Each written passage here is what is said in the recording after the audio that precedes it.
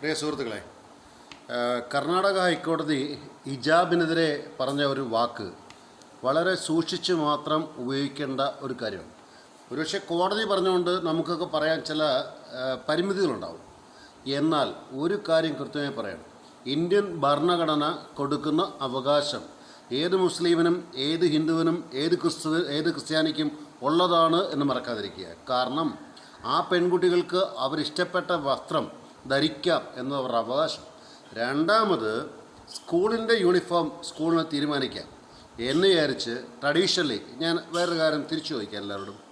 ഒരു വൈദികൻ, ഒരു സന്യാസിനി, അല്ലെങ്കിൽ ഒരു ആശ്രമസ്ഥൻ അവരവരുടെ വേഷത്തിൽ വന്നാൽ മാറ്റാൻ നിങ്ങൾക്ക് സാധിക്കുമോ? മാറ്റാൻ സാധിക്കുമോ? I don't think that it will be. നടക്കില്ല. കാരണം എന്താ? നിങ്ങളെന്ത് യോഗി ആദിത്യനാഥ് പറയപ്പെടുന്ന ഏറ്റവും വലിയ മനുഷ്യനുണ്ടല്ലോ ഈ ഇന്ത്യൻ ഭരണകൂടത്തിനകത്ത്, യു പിയുടെ മുഖ്യമന്ത്രിയായിട്ട്, അദ്ദേഹത്തിൻ്റെ ഡ്രസ്സ് കാവിയാണല്ലോ. മാറ്റാൻ വെക്കുമോ? നിങ്ങൾക്ക് വെക്കോ?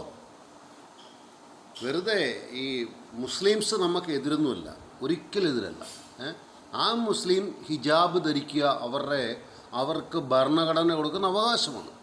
ആ അവകാശത്തിൻ്റെ മുകളിൽ കോടതിയല്ല, സുപ്രീം കോടതിയല്ല, ഏത് കോടതിയാണെങ്കിലും മനുഷ്യന് അഭിപ്രായം പറയാൻ സാധിക്കുമല്ലോ. അതുകൊണ്ടാണ് ഞാൻ ഈ പറയുന്നത്. ഞാൻ ചോദിക്കുന്ന 3-4 ക്വസ്റ്റ്യൻസ്, അബ്ദുറഹ്മാൻ സാഹിബിനെ പോലുള്ള മനുഷ്യർ ജീവിച്ചിരുന്ന നാടാണ്. ഇവിടുത്തെ മുസ്ലിംസിന് ഇവിടുത്തെ സ്വാതന്ത്ര്യ സമരത്തിൽ ഏറ്റവും ശക്തമായൊരു സ്വാധീനമുണ്ടായിരുന്നു. അവർ ചെയ്ത ചില കാര്യങ്ങൾ നമ്മൾ നന്മയോടെ കണ്ടിരിക്കുന്നു. ഇന്ന് ഹിജാബ് അവരൊരു മസിൽ പിടുത്തം പോലല്ല ചെയ്യുന്നത്, അവരൊരു ആചാരത്തിൻ്റെ ഭാഗമാണെന്നേ, അനുഷ്ഠാനത്തിൻ്റെ ഭാഗമാണ്. ആ ആചാര അനുഷ്ഠാനങ്ങൾ സൂക്ഷിക്കുക എന്നത് അവരുടെ ധർമ്മമാണ്. കർണാടക ഹൈക്കോടതിയല്ല സുപ്രീം കോടതിയാണെങ്കിലും ഇത് പറയാനുള്ള സ്വരം ഇവിടുത്തെ ഏത് പൗരനുമുണ്ട് എന്നത് തിരിച്ചറിവായിരിക്കണം. അത് അവനവൻ്റെ അവകാശമാണ്. അതുകൊണ്ട് ഞാൻ പ്രിയപ്പെട്ട സുഹൃത്തുക്കളെ, ഞാൻ എൻ്റെ യൂട്യൂബ് ചാനലാണ് ഇടുന്നത്. ഞാൻ കൃത്യമായിട്ടൊരു കാര്യം വീണ്ടും അടിവരയിട്ട് പറയുന്നു. ഇത് ഭരണഘടന ധ്വംസനം തന്നെയാണ് ബഹുമാനപ്പെട്ട കോടതി നിങ്ങൾ ചെയ്തിരിക്കുന്നത്. കാരണം അവരവർക്കിഷ്ടപ്പെട്ട വസ്ത്രമായിട്ട് ചെല്ലാൻ ഒരുപക്ഷെ നിങ്ങളുടെ യൂണിഫോം സമ്മതിക്കില്ല എങ്കിൽ കൂടി ഞാൻ 2-3 കാര്യങ്ങൾ വീണ്ടും ചോദിക്കുന്ന ഇതാണ്.